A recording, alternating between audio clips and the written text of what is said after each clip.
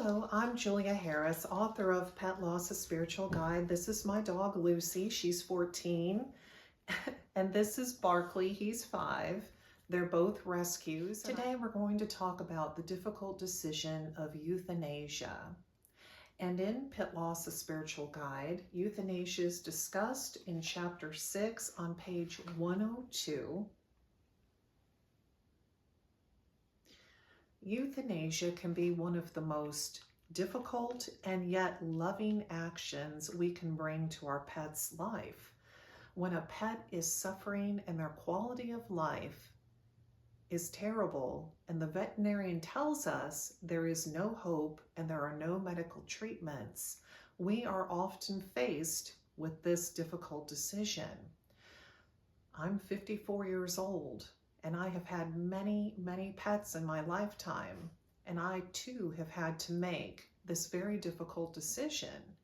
And although there are things we can do to make the process easier for children and for ourselves, there is no way to fully prepare for the decision, the death of our beloved animal companion, which I know I see as a family member and most people do.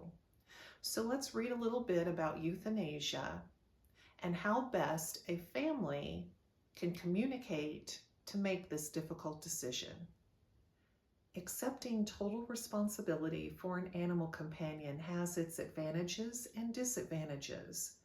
As painful as it is, there are certain instances in which we must make the final decision for our pet. One such case is euthanasia. Euthanasia is a part of the ultimate responsibility of pet parents who have pledged to support and protect their pets and to make the best decision for their pets' well-being and quality of life.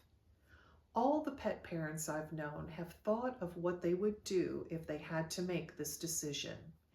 When we consider euthanasia, we feel helpless, unable to control the progress of injury or disease. It is common for people to inflict self-blame when a decision must be made to end a pet's life.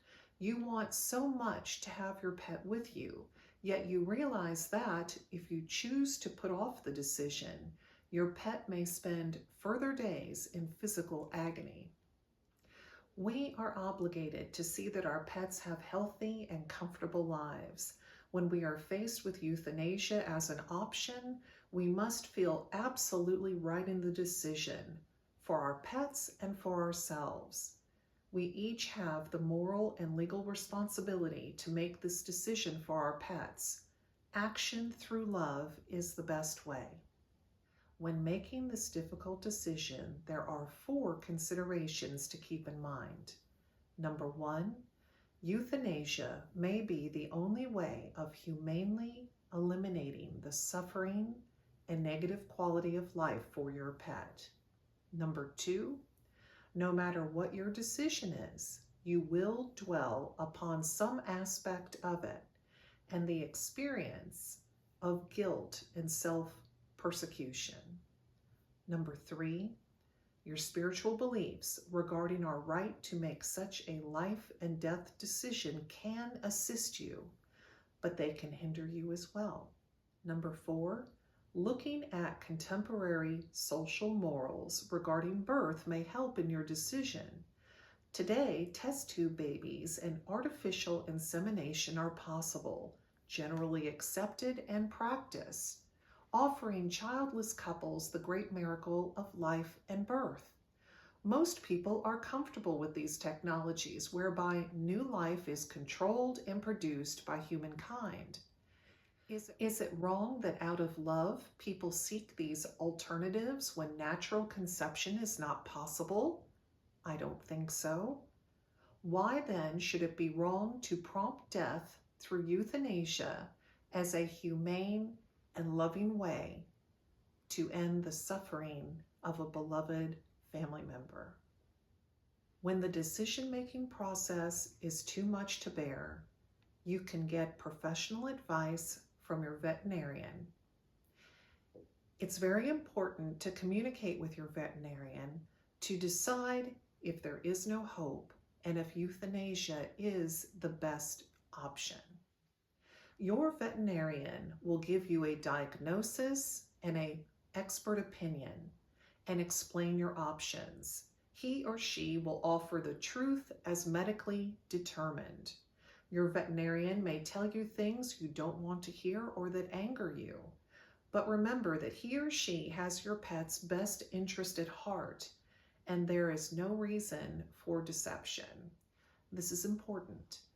In a family, everyone should be made aware of this issue. This includes children. Children should not be made to feel excluded, and their love for the pet should be shown understanding and respect. Protecting your child from the reality of the situation could later result in guilt, anger, a feeling of betrayal or resentment toward you, and we want to avoid that. If you've made the decision, gently speak with your child and ask for your child's input. There should be absolutely no arguing, but soothing explanation and persuasion. Arguing or displaying a lack of understanding or caring for how your child feels can leave an emotional scar. In the chapter, I go on to give more suggestions, ideas for speaking with children, and how best to cope with your own emotional struggles during this difficult decision. If you would like to learn more, Pet Loss, A Spiritual Guide is available in Kindle and paperback at Amazon.com. I have left the product links in the video description box under the video. Expand the text box, click on the Amazon.com product link to learn more or purchase. I hope that this video has been helpful for you and your beloved animal companion. Thank you for watching.